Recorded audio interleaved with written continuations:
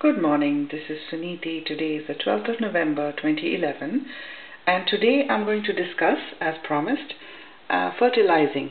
How do you fertilize your orchid? I'm going to talk about the Phalaenopsis orchid. I have two here, both are in spike.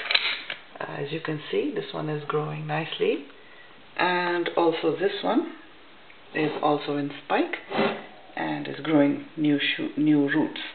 So this is the repotted orchid, just for orientation, and this is the other orchid that was blooming with pink flowers, the prize-winning orchid.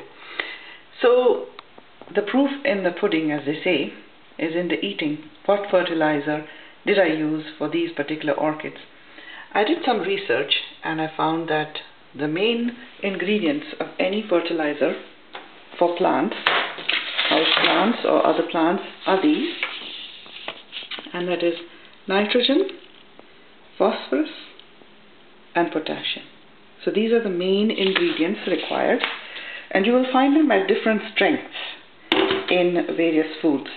So the one I use for my orchids is this one, Shultz orchid food, and you can see the composition is 19-31-17, and that is nitrogen, phosphorus and potassium. So they say for flowering plants you need to have the high middle number, 31. And for roots and leaves it is recommended to have a higher nitrogen content, which is in this brand, Miracle Gro, and that is at 24, 8 and 16. So the first number, which is nitrogen, is high.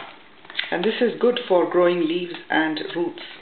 So the basic body of the plant is grown, as this is the base of all protein, is nitrogen. So what I do is I've been using this according to the instructions.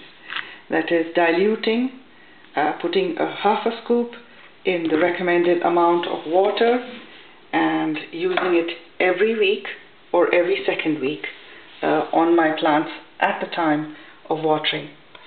I did when the plants went into dormancy phase, when they were not spiking, I did use a bit of the Miracle Gro, which is higher nitrogen. So that is what I used. Now the research says that you have to use a higher nitrogen orchid food or food for Phalaenopsis that grows in bark, because the bacteria in the bark eat up the nitrogen, leaving little for the plant itself. But I really just used for the whole of last year mostly this food, the orchid food, because I didn't know any other food, so I just tended to use it. It has quite a good amount of nitrogen in it, 19-31-17. In one of the other publications that I read, they talked about a balanced fertilizer, 20-20-20 or 10-10-10, to use diluted so that it becomes 5-5-5 on a weekly basis. And that's the weekly advice. But as I said, the proof in the pudding is in the eating, so I have showed you exactly what I do. So let's follow the instructions. Here is the can of water. I have put in 2.5 liters as recommended.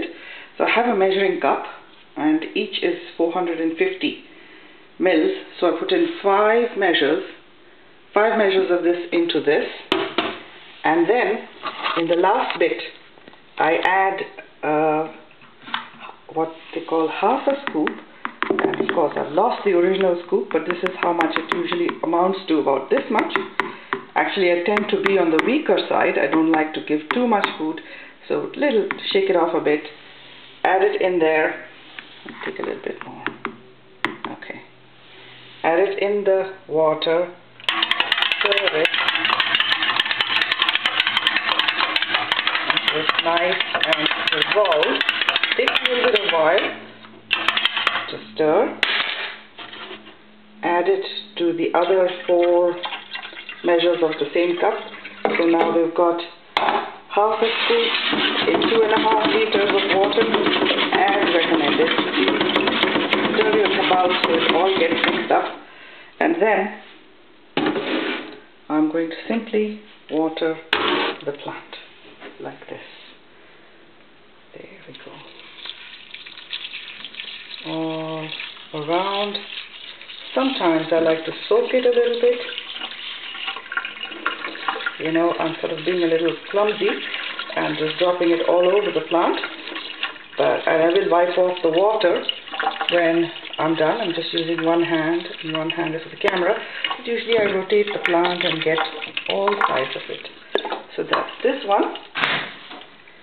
And the other plant here.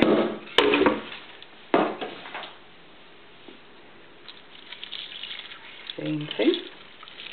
Sometimes, you know what, I like to soak it a bit. So I put it from this container into another container that can hold the water and just soak it nicely.